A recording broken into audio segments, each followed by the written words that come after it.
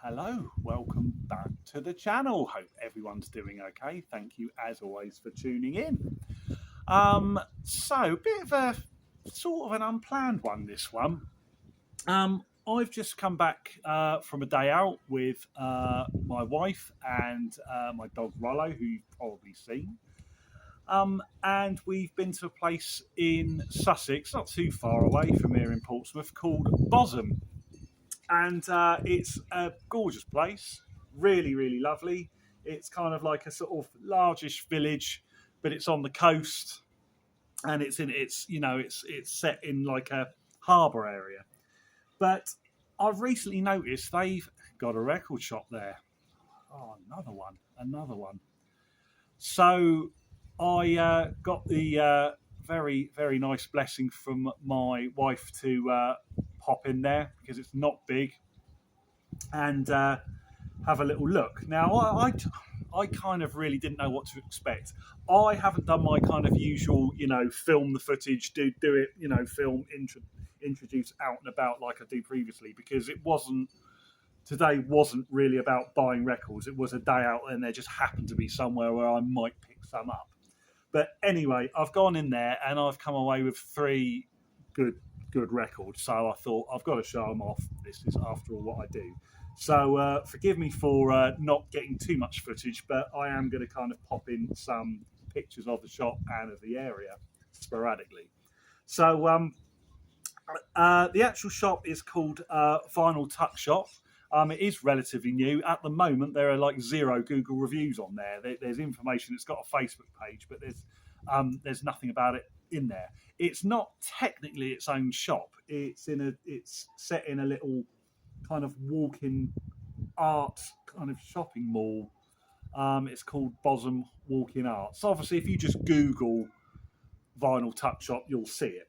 But as I say, I will put some photos of the area in there. I call it an area because it is just like a very small unit within this kind of, larger retail space. There was no one out, the owner wasn't in there. There was no till in there. You had to go to a kind of centralised till to pay at the end.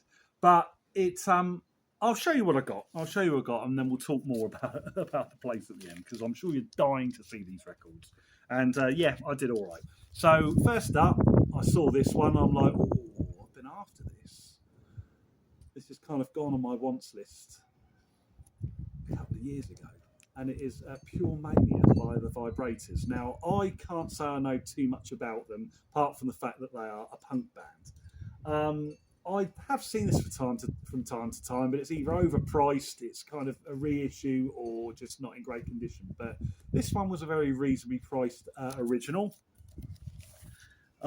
Nice condition. And it's on the Orange Epic label. So, as I say, can't say too much about it yet, but I'm sure many of you will know the album. I mean, I've seen it around, and it's probably one that really I should have owned by now. I do like my punk bands, but it's just one of those things, sometimes it is a case of better late than never. So that was a good start. I came across that one pretty quick. This one I was toying over, and this one really wasn't expensive, but I went for it. Now, my mum, who is a watcher of this channel and probably will watch these videos, will be quite happy to see this one, because she used to, there's a song on there and she used to love it when it came out back in the 70s, and she's told me about it.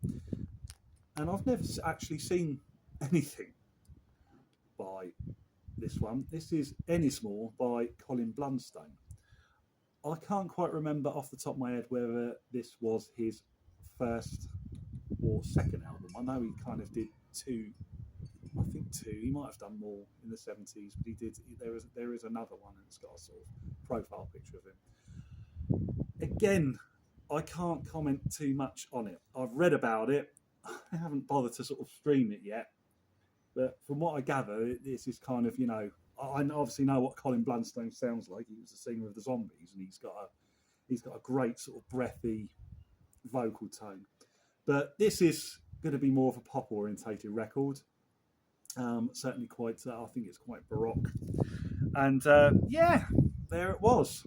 as I say, I know the cover, I know of the album, but I don't. Despite the fact that it's not, it's nothing rare. I don't think I've actually seen one before. And I thought, yeah, let's pick that one up, give it a try. If my mum is watching, she'll be going, yeah, last someone I've actually heard of. Sorry, mum.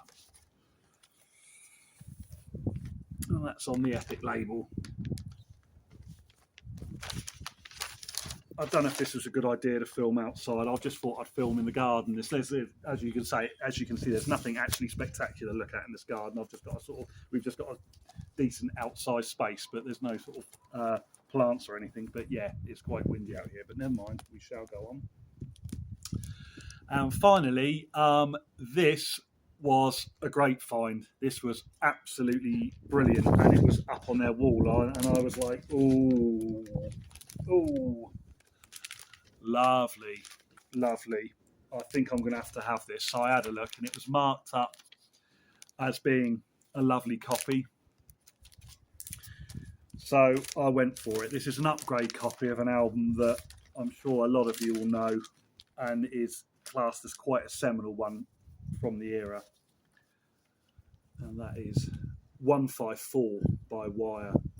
And this is an original with the inner.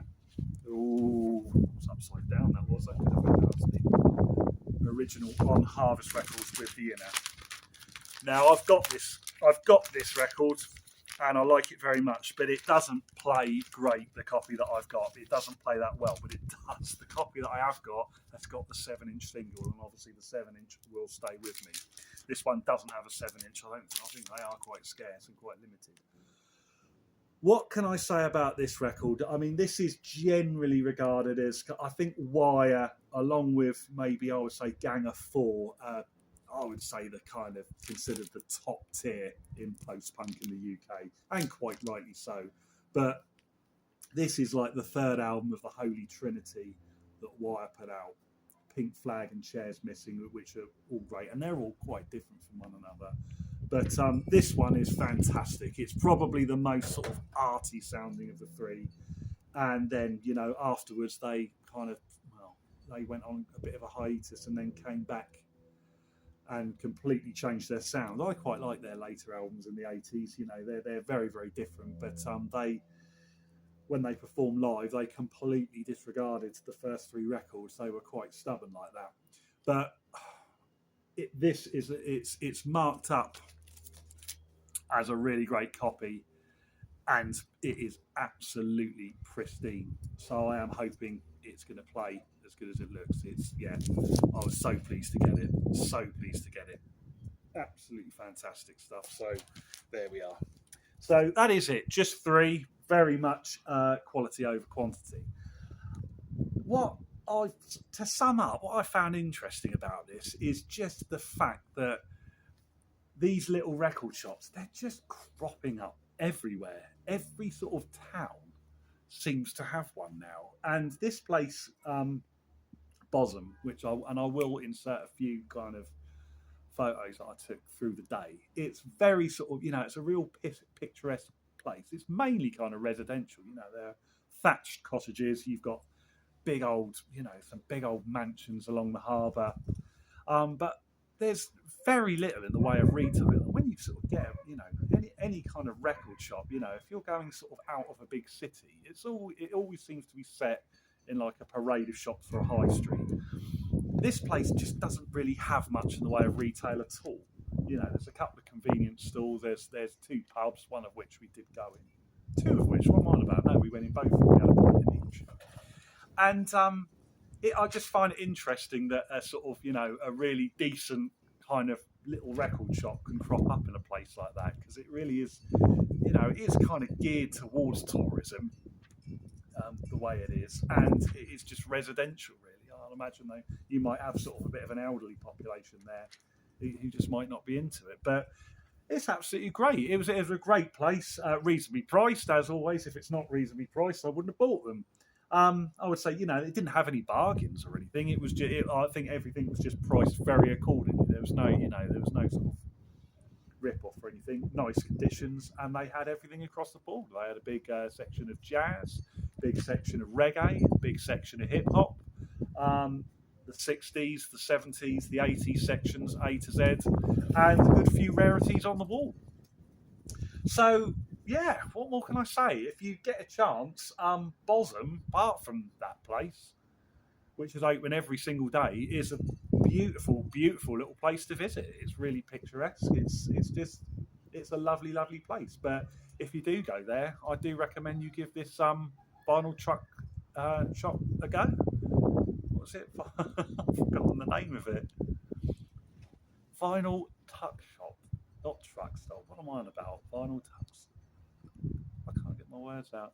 Anyway, you get the gist. I will put a link to the Facebook page. And yeah, that's it. It just interests me that all these places are opening up. There seem to be sort of more opening up than closing down, which is obviously a really good thing. So anyway, that's all. So yeah, bit of a quick one, a bit of an unplanned one. So yeah, there we go. Until the next time, thanks as always for tuning in, and I'll see you all again soon.